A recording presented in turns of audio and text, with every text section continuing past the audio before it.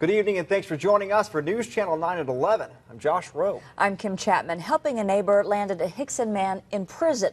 He's a felon, father, and husband who says he was just trying to turn his life around. It's a story that's gaining national attention. News Channel 9's Briona Arradondo joins us now with that story. Briona.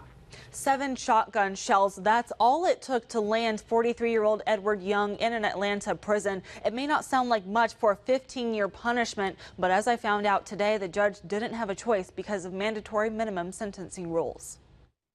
Hixson native Edward Young serves time in a federal prison for lending a hand to a widowed neighbor with her husband's belongings. It's a story that's gaining attention nationwide. Well, that's true. I mean, Mr. Young was helping his neighbor, and, and to the neighbor's credit, the neighbor feels awful. She had no idea that she was subjecting him to this. Young's attorney, Chris Varner, says Young took home some boxes. That's where he discovered 7 shotgun shells. He set them to the side, but a short time later, during a burglary investigation, police searched Young's home and discovered the shells. Young has a spotty past because of burglaries and thefts he committed 20 years ago, and those ammunition shells. He's now labeled an armed career criminal. The judge was forced to give him a mandatory minimum sentence of 15 years. I talked to Young's wife over the phone about how she and her children are handling the situation. We always told them, to help people, and now they're kind of scared because look what happened to him. Stacy Young says her husband doesn't deserve the full penalty.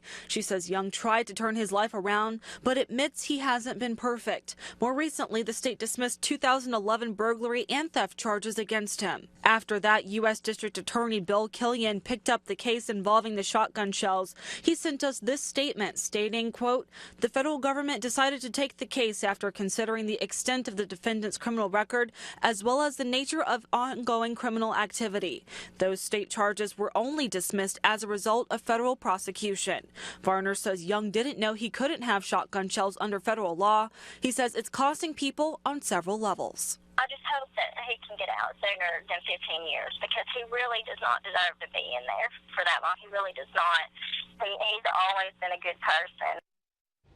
According to Varner, it will cost taxpayers about $450,000 to keep Young in prison. That's money Varner and Young's wife say could be better spent.